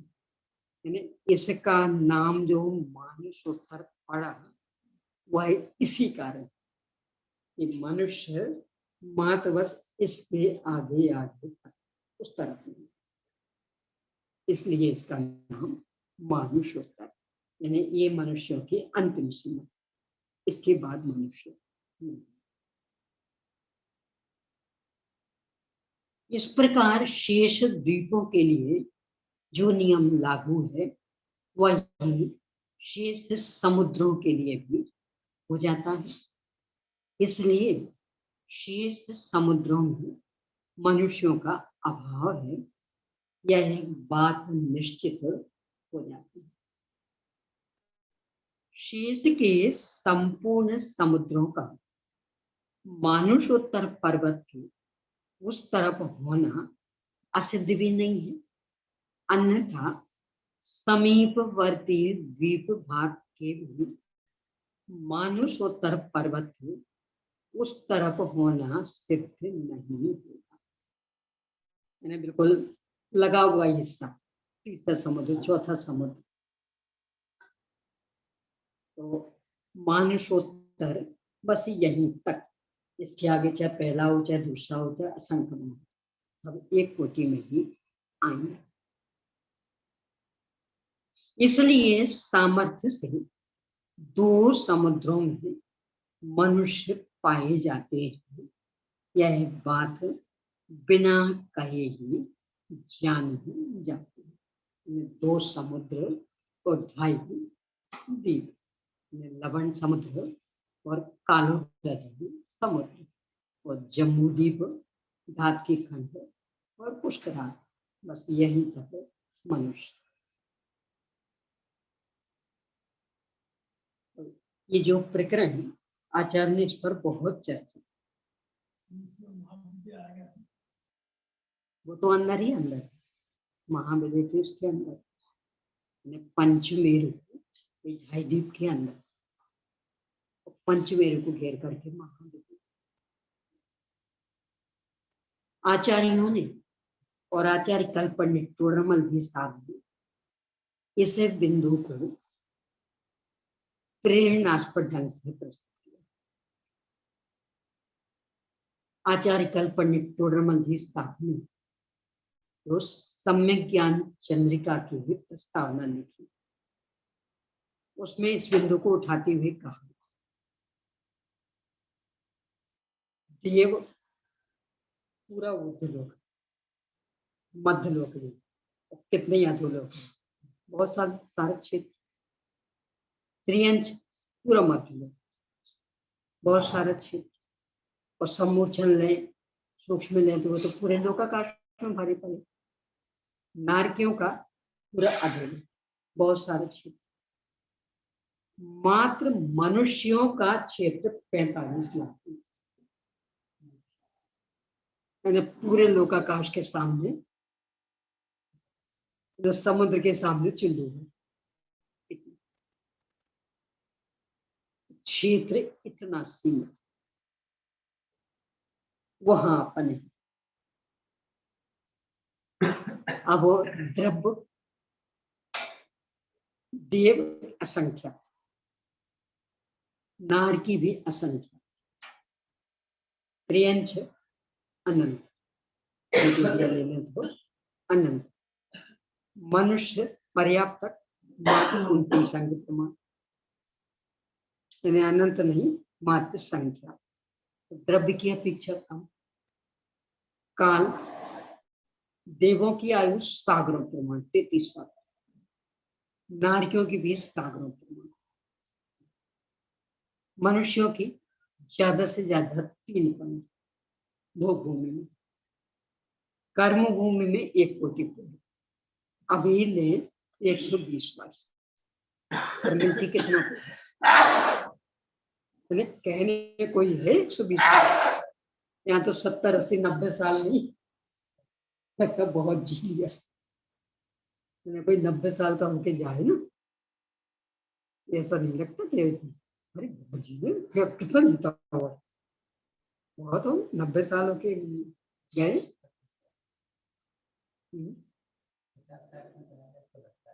हाँ, तो इससे आगे तो बहुत जी क्या करना चाहते,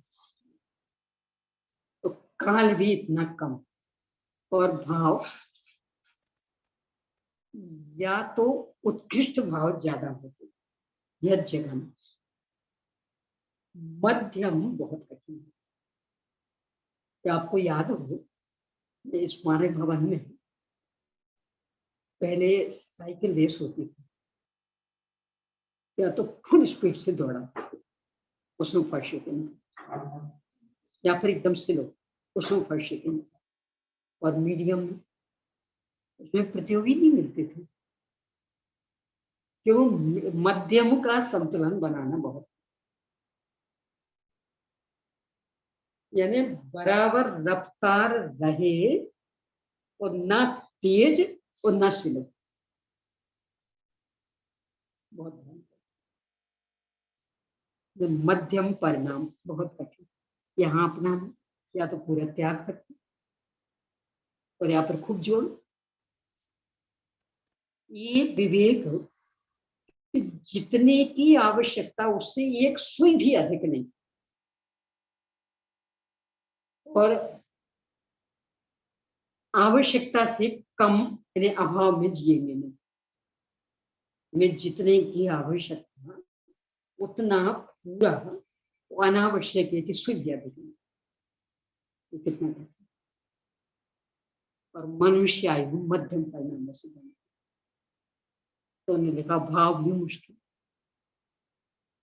द्रव्य की अपेक्षा भी, क्षेत्र की अपेक्षा भी, काल की अपेक्षा भी, भाव की अपेक्षा भी कठिन। तो अपने को भी मिल गया। बहुत सुंदर उदाहरण दिया आचार्य ने। 84 लाख योनियों वाली महल, दरवाजा ही एक ही था,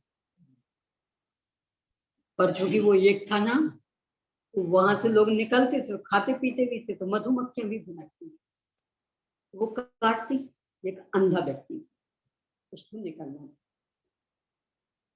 तो किसी ने सलाह दी कि आप दीवार पकड़ पकड़ करके चलो, दरवाजा एक ही है, तो जहां दरवाजा आएगा तो वहां से निकल जाना। अब वो वहां पहुंचा तो वहां मधुमक्खियां भिनक रही थी, वो काटने लगी। इसने चलना तो शुरू रखा, वो हाथ हटा के फुसलाने में लग गई, वो दरवाजा फाड़, फिर वो दीवार से टोल के चल रहा। तो आचार्य कल पंडित टोडरमल जी साहब लिखते कि मनुष्य पर्याय कैसे, यानी यहाँ ही ये भौतिक सुविधाएं भी अधिक, बाल बच्चों का राज, वो मनमाना खाने पीने की सुविधा देवों तक को भी नहीं है। आप जैसे बढ़िया बढ़िया बना के खा सकते हैं ना, आज ये और कल वो और परसों वो, देव नहीं कर सकते। नारियों की तो समझते ही जरूरत नहीं, आपको भी तो जरूरत थोड़ी पसंद, मजा टेस्ट रोज नई नई नई नई प्लेट, मजा। वहां वो बदलाव के लिए अवसर ही नहीं। ये मधुमक्खियां भी लगी ना, वहां बाल बच्चे के उनके राग में उनसे ना ऐसा कोई पहनने ओढ़ने की विविधता, ना कोई घूमने फिरने की विविधता, जो है वहां स्थायी, नया कुछ बन नहीं है। भी लिखते ही यहाँ है, चूंकि ये सब समस्याएं, इसलिए अब सावधान को ज्यादा ही होना पड़ेगा। क्यों? क्योंकि अन्य में निकलने का अवसर नहीं था तो फंसने का भी अवसर नहीं था। यहाँ दोनों अवसर, यदि सद्बुद्धि नहीं जगी तो फंसने के अवसर अधिक, तो वही अपन देख रहे हैं। बहुत गंभीरता से विचार करना चाहिए। आचार्यों ने जो मनुष्य गति के संदर्भ में इस दृष्टि से विचार किया, सबने अपने को भी दृष्टि से विचार करना चाहिए। मनुष्य भाव मात्र बाल बच्चों को संभालने के लिए नहीं, मात्र पहनने ओढ़ने के लिए नहीं, मात्र खाने पीने के लिए नहीं, आत्मकल्याण करने के लिए, यानी मात्र कर्म फल चेतना ही जीने के लिए, कुछ आत्मोद्धार की दिशा में सक्रिय होने के लिए, बुद्धि के। तो मात्र 45 लाख योजन का मनुष्य दोख इतने में ही नहीं। अब मनुष्यों में सम्यक दर्शन के भेदों का प्रतिपादन करने के लिए सूत्र कहते हैं। मैंने सामान्य से तो कह दिया था कि पहले से 14 गुण स्थान था, पर मूल तो सम्यक तो मार्गना चल रहे।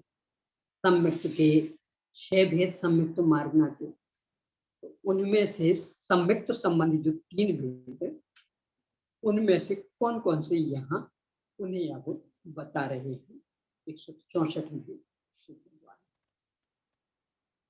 मनुषा असंयद सम्मा इति संयदा संयद संयदठाने अथि खये सम्मा इति वेदय सम्मा इति उपसम सम्मा इति। मनुष्यों के सब हर मार्गना में से मनुष्य असंयत सम्यक दृष्टि चतुर्थ गुण स्थान वाला, संयता संयत पंचम गुण स्थान वाला, और संयत छठवें से लेकर 14वें गुणस्थान में शायिक सम्यक दृष्टि, वेदक सम्यक दृष्टि और उपसम सम्यक दृष्टि होती है। यानी तीनों ही सम्यक तो यहाँ होती है। इस सूत्र का अर्थ सुगम होने से यहाँ पर विशेष कहने योग्य नहीं है, क्योंकि सम्यक तो पहले समझा चुके, मनुष्य समझा चुके, नहीं यार क्या कहें। अब वेदक पर्यायवाची वेदक हो। अब इसके बाद पर्याप्त मनुष्य और मनुष्य नहीं, मतलब इस तरह इनका 165वां सूत्र। एवं मनुष्य पज्यत मनुष्य नीसु, इसी प्रकार मनुष्य पर्याप्त और मनुष्यनियों में भी जानना चाहिए। इस सूत्र का अर्थ भी सुगम। यहाँ मनुष्यनिय है भाव विधि, द्रव्य विधि नहीं, यानी शरीर से पुरुष पर भावों में स्थित, तो उसे के 14 गुणस्थान और तीन ही प्रकार के सम्यक बन जाएंगे। इस तरह से यह मनुष्य गति संबंधी सम्यक की चर्चा हुई। अब देवगति संबंध। अब देवों में विशेष प्रतिपादन करने के लिए सूत्र कहते हैं। 408 पेज पर 166 सूत्र, ये दो तो लगातार है, 166 और 167, दो क्यों तीन है, 66, 67, 68, तीनों को एक साथ अपनी। देवा अथि मिच्छाई थी, शासन सम्माई थी, सम्मा मिच्छाई थी, असंजद सम्मा इत्युक्ति। एवं जाव उवरिम देवेज विमान वास्य देवोति, वो देवोति। देवा असंजद सम्मा इत्युक्ति अथि खये सम्मा इत्युक्ति वेद सम्मा इत्युक्ति उपसम सम्मा इत्युक्ति।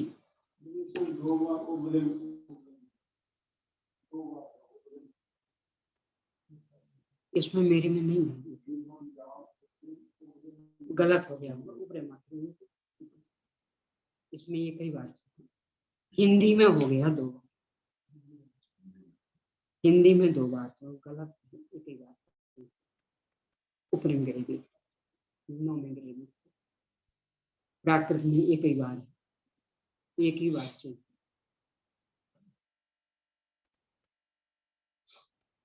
अब देवों में विशेष प्रतिपादन करने के लिए सूत्र कहते हैं।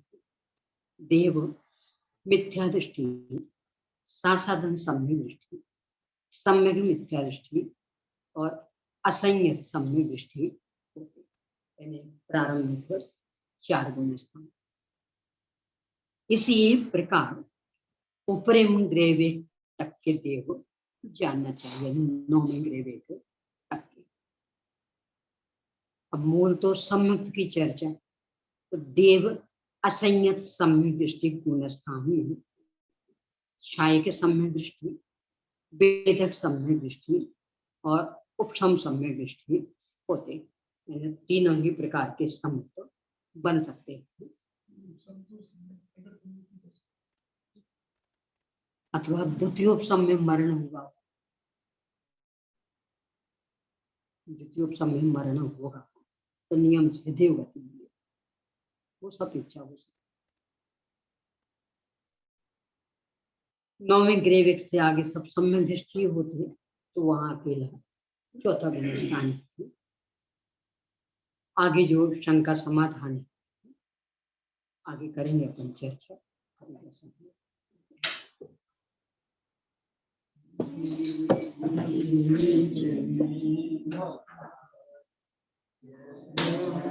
Thank